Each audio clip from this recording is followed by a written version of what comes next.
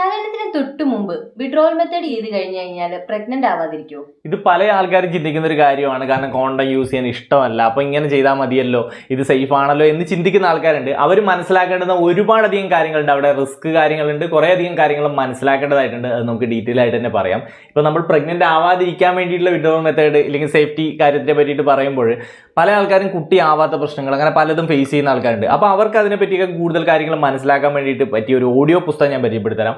How to fight infertility എന്നുള്ള Kuku എഫ്എമ്മിൽ available ആയിട്ടുള്ള audio content ആണ്. ഇതുപോലെയുള്ള ഒരുപാട് യൂസ്ഫുൾ ആയിട്ടുള്ള ഓഡിയോ കണ്ടന്റുകളുണ്ട്. കൂടാതെ ഫിക്ഷണൽ സ്റ്റോറീസ് ഒക്കെ പുതുതായിട്ട് വന്നിട്ടുണ്ട്. അരികിൽ പോലുള്ള ഫിക്ഷണൽ സ്റ്റോറീസ് ഉണ്ട്. പിന്നെ ലെജൻഡറി ആയിട്ടുള്ള എഴുത്തുകാരൻ്റെ പുസ്തകങ്ങൾ ഓഡിയോ രൂപേണ കേട്ട് ആസ്വദിക്കുക. ഇപ്പോൾ MTയുടെ പുസ്തകങ്ങളുണ്ട്, അതുപോലെ ഇപ്പോൾ ബെന്യാമിൻ്റെ പുസ്തകങ്ങളൊക്കെ അവിടെ അവൈലബിൾ ആണ്. അങ്ങനെ ബഷീറിൻ്റെ പുസ്തകങ്ങളുണ്ട്. ഒരുപാടധികം പുസ്തകങ്ങൾ അവൈലബിൾ ആണ്. നമുക്ക് യൂസ്ഫുൾ ആയിട്ടുള്ള പുസ്തകങ്ങളെല്ലാം ഉണ്ട് എന്നുള്ളതാണ്. അപ്പോൾ തീർച്ചയായിട്ടും കുക്ക് ഓഫ് ഒന്ന് ഡൗൺലോഡ് ചെയ്ത് നോക്കുക. ഇപ്പോഴാണെങ്കിൽ 7 days ഫ്രീ ട്രയൽ ഉണ്ട്. അതായത് നമുക്ക് കേട്ടിട്ട് ഇഷ്ടപ്പെട്ട് കഴിഞ്ഞാൽ മാത്രം കണ്ടിന്യൂ ചെയ്താൽ മതിയല്ലോ. അപ്പോൾ ഒരു ബെസ്റ്റ് ഓപ്ഷൻ തന്നെയാണ്. ഇതുവരെ ഡൗൺലോഡ് ചെയ്യാത്തവർക്ക് വേണ്ടിയിട്ടുള്ള ലിങ്ക് നമ്മൾ ഡിസ്ക്രിപ്ഷനിലും ഫസ്റ്റ് ടൈമിൽ പിൻ ചെയ്ത് വെച്ചിട്ടുണ്ടാവും. തീർച്ചയായിട്ടും ചെക്ക് ചെയ്യാന്നുള്ളതാണ്. ഇനി നമുക്ക് നമ്മുടെ ടോപ്പിക്കിലോട്ട് വരികയാണെന്നുണ്ടെങ്കിൽ, അതായത് വിഡ്രോവൽ മെത്തേഡ് അല്ലെങ്കിൽ പുൾ ഔട്ട് മെത്തേഡ് എന്നൊക്കെ പറയും. അതായത് സ്കലനത്തിന് മുമ്പ് ലിംഗം പുറത്തോട്ട് എടുത്തിട്ട് ആ സ്കലനം പുറത്തോട്ട് ചെയ്ത് കഴിഞ്ഞ് കഴിഞ്ഞാൽ സേഫ് ആണോ എന്നുള്ള ചോദ്യം.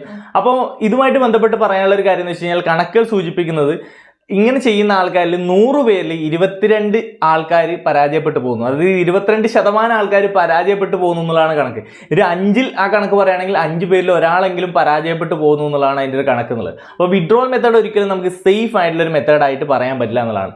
എങ്ങനെയാണ് ഈ വിഡ്രോവൽ മെത്തേഡ് ഫെയിലിയർ ആയി പോകുന്നത് എന്നുള്ളൊരു ചോദ്യം ഉണ്ടല്ലോ. അപ്പോൾ ചില ആൾക്കാർക്ക് കൃത്യമായിട്ടുള്ള കൺട്രോളിൽ ആ കാര്യങ്ങൾ പൂർത്തീകരിക്കാൻ പറ്റണമെന്നില്ല. ചില ആൾക്കാർ പറയും ഞാൻ വിജയകരമായിട്ട് ഈ കാര്യങ്ങൾ ചെയ്തു പോകുന്നുണ്ട് എന്ന് പറയുന്ന ആൾക്കാരുണ്ട്. പക്ഷേ എല്ലാവരെ സംബന്ധിച്ചും അത് പ്രോപ്പറായിട്ട് എല്ലായ്പ്പോഴും അത് ചെയ്യാൻ പറ്റണമെന്നില്ല.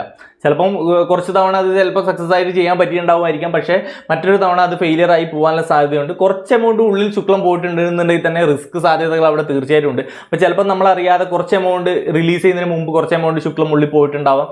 അപ്പോൾ അങ്ങനെയൊക്കെ റിസ്ക് വരാനുള്ള സാധ്യതകളുണ്ട്. അപ്പോൾ തീർച്ചയായിട്ടും വിഡ്രോവൽ മെത്തേഡ് ഒരിക്കലും സേഫ് ആയിട്ടുള്ള ഒരു പ്രാക്ടീസ് ആയിട്ട് പറയാൻ പറ്റില്ല എന്നുള്ളതാണ്. പിന്നെ അതെ, പ്രൈമറി ആയിട്ട് ആൺലിംഗത്തിൽ നിന്ന് വരുന്ന പ്രീകമിലും സ്പേം ഉള്ളതായിട്ടൊക്കെ കണ്ടെത്തിയിട്ടുണ്ട്. ചിലരുടെ കേസിലൊക്കെ സ്പേം മിക്സ് ചെയ്ത് വരുന്നതായിട്ട്. പക്ഷെ കൗണ്ട് കുറവായതുകൊണ്ട് അത് ത്രൂ ഉണ്ടാകുന്ന പ്രഗ്നൻസി സാധ്യത കുറവാണെങ്കിലും അത് ത്രൂവും പ്രഗ്നൻസി ഉണ്ടാവാനുള്ള സാധ്യതകളുണ്ട്. അതിൽ സ്പേം ഉണ്ടെന്നുണ്ടെങ്കിൽ ചെറിയ കൗണ്ട് ആണെന്നുണ്ടെങ്കിലും റിസ്ക് സാധ്യതകൾ തീർച്ചയായിട്ടും ഉണ്ട്. അപ്പോൾ പ്രീകം ത്രൂവും ഉണ്ടാവാം എന്നുള്ള കാര്യം മനസ്സിലാക്കുക. നിങ്ങൾ ഒരു തരത്തിൽ പ്രഗ്നൻസി പ്ലാൻ ചെയ്യുന്നില്ലെങ്കിൽ ഏതെങ്കിലും ഒരു മെത്തേഡ്, അതായത് കോണ്ടംസ് ഉപയോഗിച്ചിരിക്കണം, അല്ല എങ്കിൽ മറ്റേതെങ്കിലും ഹോർമോണൽ ആയിട്ടുള്ള മെത്തേഡുകളോ അങ്ങനെ ഏതെങ്കിലും ഉപയോഗപ്പെടുത്തിയിരിക്കണം എന്നുള്ളതാണ് അതിൻ്റെ ഒരു വസ്തുത എന്നുള്ളത്. ഇനി ഒരു സേഫ് ടൈം നോക്കി പ്ലസ് അതിൻ്റെ കൂടെ വിഡ്രോവൽ മെത്തേഡൊക്കെ ട്രൈ ചെയ്യുകയാണെന്നുണ്ടെങ്കിൽ ചിലപ്പോൾ നമുക്ക് മാക്സിമം സേഫായിട്ട് കാര്യങ്ങൾ ചെയ്തു പോകാൻ പറ്റും. പക്ഷേ സേഫ് ടൈം എപ്പോഴും സേഫ് ആവണമെന്നില്ല. ചിലപ്പോൾ അതിൽ കാൽക്കുലേഷനിലെ മിസ്റ്റേക്കുകൾ വരാം. അല്ല എന്നുണ്ടെങ്കിൽ ചില സമയത്ത് മെൻസ്ട്രൽ സൈക്കിൾ മാറിയും പറഞ്ഞൊക്കെ വരുന്ന സമയത്തും റിസ്ക് ഫാക്ടേഴ്സുകൾ വരാം എന്നുള്ളതാണ്.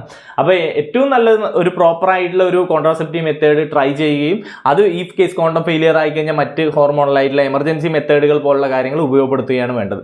ഇനി വിഡ്രോവൽ മെത്തേഡ് ചെയ്യാമെന്ന് കരുതിയിട്ട് ഉള്ളിൽ ശുക്ലം പോയി അങ്ങനെ ഒരു സിറ്റുവേഷൻ നമ്മൾ മനസ്സിലാക്കുകയാണെന്നുണ്ടെങ്കിൽ എന്ത് ചെയ്യാൻ പറ്റുമെന്ന് വെച്ചാൽ ഇമ്മീഡിയറ്റ് ആയിട്ട് 72 ഹവേഴ്സിനുള്ളിൽ IPL അല്ലെങ്കിൽ എമർജൻസി കോൺട്രാസെപ്റ്റീവ് പിൽസുകൾ ഉപയോഗിക്കുക എന്നുള്ളതാണ് നമുക്ക് ചെയ്യാൻ പറ്റുന്ന കാര്യം. അത് കഴിവതും വേഗം കഴിക്കാം. 24 ഹവേഴ്സിനുള്ളിൽ തന്നെ കഴിക്കുന്നതായിരിക്കും ഏറ്റവും ഇഫക്റ്റീവ് ആയിട്ടുള്ള ഒരു കാര്യം. അതുകൂടി എല്ലാവരും മനസ്സിലാക്കി വെക്കേണ്ട കാര്യമാണ്. അപ്പോൾ ഈ കാര്യങ്ങളൊന്നും അറിയാതെ പണി കിട്ടാൻ സാധ്യതയുള്ള നിങ്ങളുടെ ചങ്കിന് ഒന്ന് മാക്സിമം ഷെയർ ചെയ്ത് കൊടുത്തേക്കുക എന്നുള്ളതാണ് പറയാനുള്ളത്.